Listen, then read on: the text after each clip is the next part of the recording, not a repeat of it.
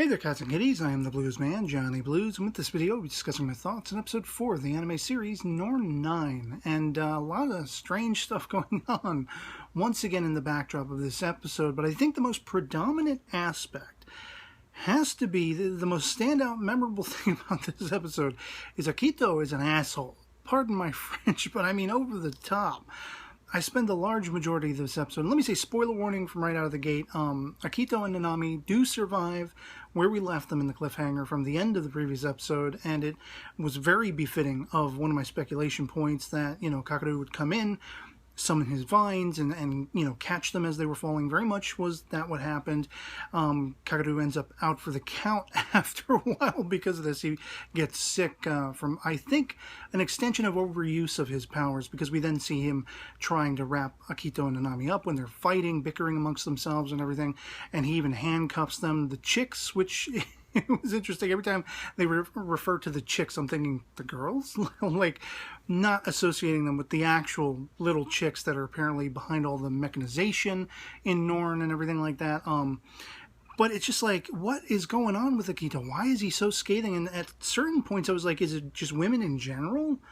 Or is it just pointedly at Nanami? And it's one of those things where she's dogging him throughout the entire episode. At one point, he tries to sneak off, and we find out if they're separated for too long with these handcuffs, they'll electrocute you. Like if 30 minutes goes by and you're not rejoined, it'll electrocute you. And it seems to pointedly be electrocuting Akito. I don't know how it knows which of the two of them is the one who's trying to spirit off or whatever. But he is the one who gets this time and again.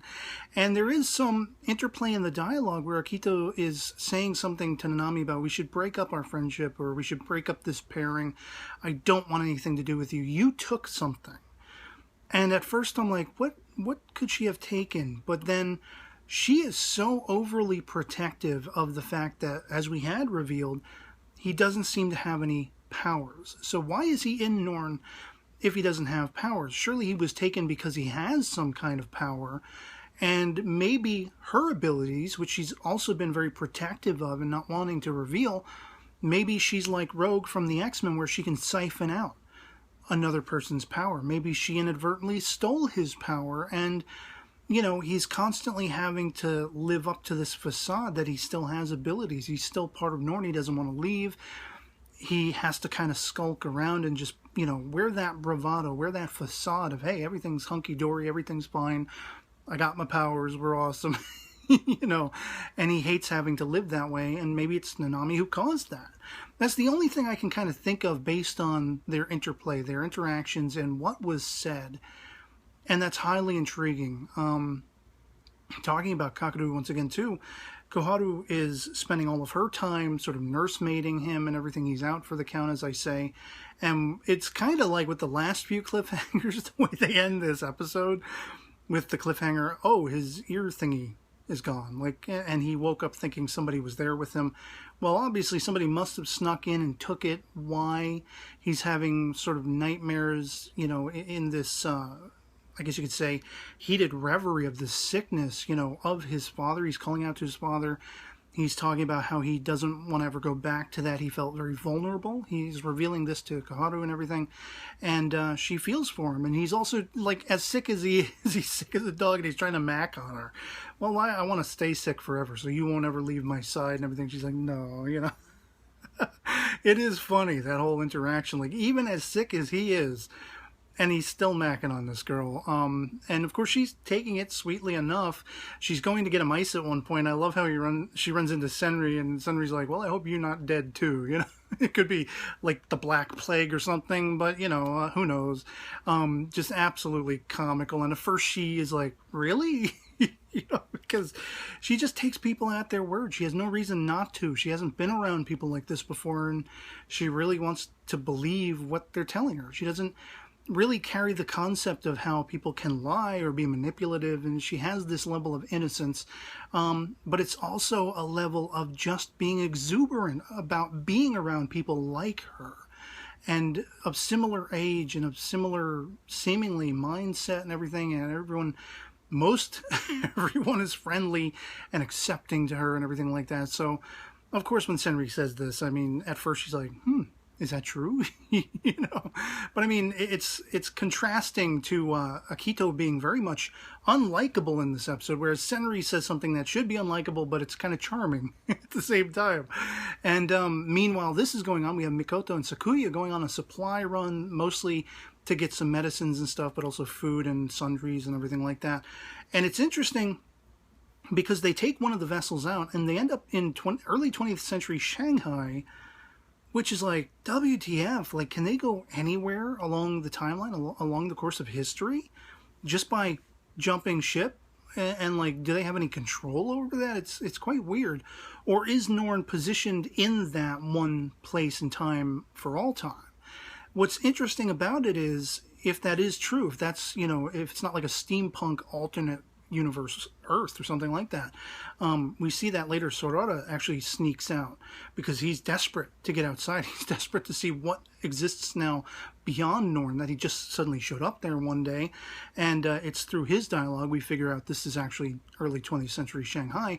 He sees robots, and we see Mikoto picking up a poster talking about, people who possess powers are being kidnapped by world, it's in quotations, for the purposes of utilizing them for war. Now, calling back on Senri said in the first episode that's what the case was, or so he believed, that people who possessed powers were maybe being taken, maybe being trained, maybe being brainwashed for some purpose that would see them later potentially fighting amongst themselves, fighting against each other from opposing governments of the world or whatever it is. I'm not sure, but suddenly this just got that much more real. Like, does Mikoto have any concept of what in the hell is going on? Because, of course, she's also using the supply run as a dual purpose to try to chase down the gunman, who alluded to certain of these things. And once again, it brings back that idea that maybe he is part of another vessel that's trying to stop this, or maybe he's part of an opposing faction, maybe a faction that's against the world, whatever the world is that is, collecting people with powers. Maybe he's trying to shut that down.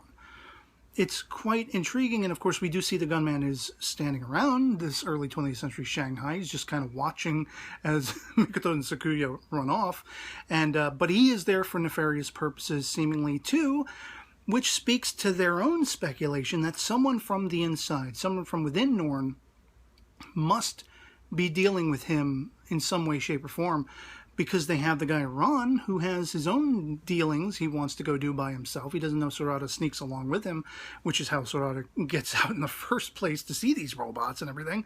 But apparently he's keeping Gunman and Gunman's partner waiting because they're supposed to have a sort of impromptu meeting or something. And Gunman says something about, well, the deal better go through, or we better still have a deal or something like that. So, whoa, like, okay, what the hell? What exactly is this deal? Is Ron the guy who's feeding Gunman information? What information could he be feeding him? What kind of dealings could this be? No idea. I can't wait to find out.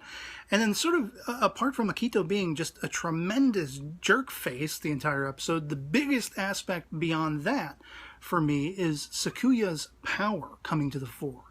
Apparently his ability is to sense the future. And why this is such a sort of heart-wrenching concept to me is because his vision that he sees, he kind of has a two-part vision. I'm not exactly sure what's going on with it, but he does see Mikoto, who is just steps ahead of him when this happens, after they've gotten all their sundries and everything together. And it seems almost as though he's seeing her and maybe the Ron guy or maybe somebody else, like either she's being held captive or she's mourning something, because then the other vision he has seems to suggest he's already witnessed his own death. At least that was my estimation. Correct me if I'm wrong for those who are more familiar with the actual source material, without giving spoilers if at all possible. But it seemed to me that he has had a vision of his own demise. And why this is so poignant calls back on the promise that exists between he and Mikoto about his never loving any other girl. Now, I had taken it to mean he was, confessing his love for her and her alone. But somebody in the comments actually gave me the heads up that it's just any girl in general. Even Mikoto, he will never fall for any girl. And it's kind of, it's really disheartening that, because it seems as though, as tsundere as Mikoto is, after he has whatever vision he has, he doesn't reveal it to her, but she seems sympathetic toward him, and she even smiles at him and says, come on, let's go home. You know, maybe Ron's waiting for us. And so there does seem to be, because he embraces her as soon as he has this vision, as though he's scared for his life, his own mortality, or hers. And she does seem mildly reciprocative in the way she affectionately smiles at him. And I feel like, as tsundere as she has been, maybe she is beholden to emotions, you know, she's feeling about him.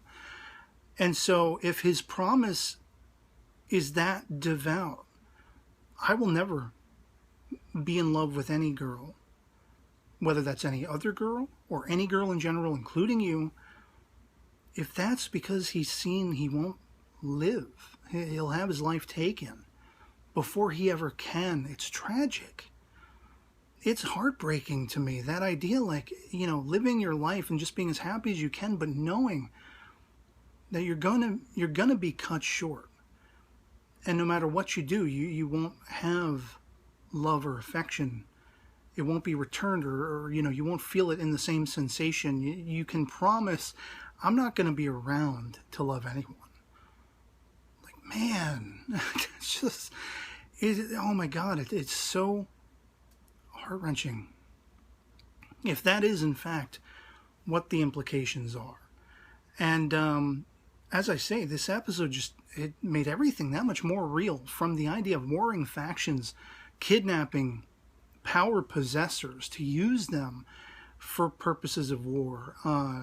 You know, the idea of people trying to hide their abilities because in Koharu's case, it's so destructive. Or, you know, like in Akito's case, he must have had powers, but he had them wrenched from him. In Nanami's case, because maybe it's her, you know, that's her ability. She can siphon other people's powers. I mean, all of these characters have so much depth and have so much going on. And it's just boggling. It's mind-boggling. But it's that much more captivating for it. And I just can't wait to see where we go from here. And what the purpose is. I mean, as far as cliffhangers go, this one was wonky compared to the last few. From episodes 1, 2, and 3. Oh, he lost his ear thingy. So, like, what purpose does that serve? Is there some greater purpose that it does serve? You know, like, is it keeping him alive? Is there some kind of information encoded in it? Is it just because it's, you know, a family heirloom and it's that meaningful to him? I don't know, but I guess we will find out, and I can't wait to find out. So I'd love to hear from you guys in the comments below. If you've seen episode 4 of Norn9, if you think I'm on point with all of these speculations and how I'm reading everything thus far, if you're as excited as I am to find out what's going on with the timey-wiminess, to borrow from Doctor Who, of, you know, I mean, Sorara was taken out of modern-day Earth, and here we have early 20th century Shanghai. We had, you know, Koharu taken from the late 19th century or whatever it was. It's quite fascinating, and I really just want to piece this together. I really want to figure out what the hell is going on. And if you feel the same way, let me know in the comments below. If not, why not? Let me know in the comments below as well. I mean, you know, our POVs can certainly disagree. Just love having that conversation. And otherwise, that'll be pretty much it for me on this. Hope this video finds you well, and I'll catch you all later. Peace.